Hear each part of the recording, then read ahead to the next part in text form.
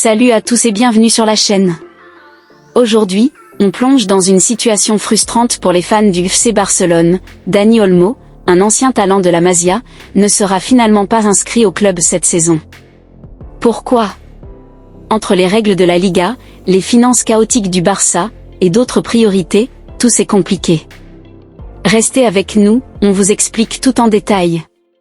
Mais avant de commencer, n'oubliez pas de vous abonner et d'activer la cloche de notification pour ne pas manquer nos prochaines vidéos. Bon visionnage.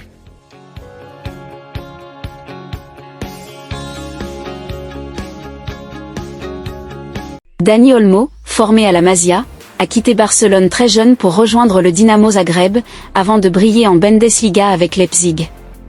Avec ses performances impressionnantes, beaucoup espéraient son retour au Camp Nou.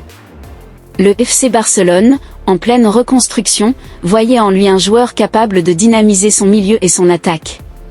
Mais tout ne s'est pas déroulé comme prévu. Le premier obstacle, c'est bien sûr l'état catastrophique des finances du Barça. Après des années de mauvaise gestion, le club est encore sous la surveillance stricte de la Liga, qui impose un plafond salarial. Même après avoir réduit leur masse salariale en vendant des joueurs et en renégociant des contrats, le Barça reste limité. Pour inscrire un joueur comme Dani Olmo, le club devait prouver qu'il avait les fonds nécessaires pour couvrir à la fois son transfert et son salaire.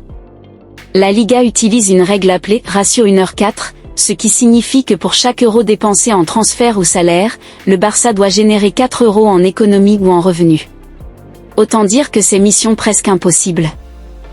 En plus des finances, la Liga impose des règles strictes pour les inscriptions. Ces règles incluent des garanties bancaires, des preuves de solvabilité, et une masse salariale compatible avec les revenus du club. Dans le cas de Dani Olmo, le FC Barcelone n'a pas pu fournir les garanties suffisantes à temps. Le transfert a donc été bloqué administrativement, même si le joueur et Leipzig étaient d'accord sur les termes. Imaginez, le Barça était en train de jongler avec d'autres priorités, comme prolonger certains cadres ou libérer d'autres joueurs pour respecter ces fameuses contraintes financières. Du côté de Leipzig, le club n'était pas pressé de se séparer de Dani Olmo. En effet, ils avaient récemment prolongé son contrat, ce qui signifiait que son transfert impliquait une indemnité conséquente, estimée à environ 50 millions d'euros. Pour le Barça, cette somme était tout simplement trop élevée, et même si des paiements échelonnés ou des échanges de joueurs avaient été envisagés, rien n'a pu être finalisé dans les délais imposés par le marché des transferts. Ajoutez à cela le fait que le Barça se concentrait davantage sur d'autres dossiers, comme la gestion de ses dettes et la stabilisation de son effectif. Dani Olmo, malgré son talent, n'était pas la priorité absolue cette année. En résumé, le refus d'inscription de Dani Olmo au FC Barcelone est un mélange de contraintes financières, de règles strictes de la Liga, et d'un timing défavorable.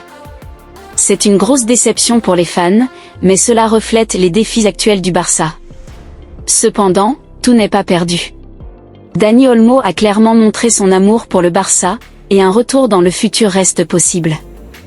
Mais pour cela, le club devra mettre de l'ordre dans ses finances et mieux gérer ses priorités. Et vous, que pensez-vous de cette situation ? Est-ce que le Barça a fait une erreur stratégique ? Aurait-il dû tout faire pour recruter Dani Olmo cette saison ? Laissez vos avis dans les commentaires. Pensez à liker cette vidéo, à vous abonner, et à activer la cloche pour ne rien manquer de nos prochaines analyses. À très bientôt sur la chaîne.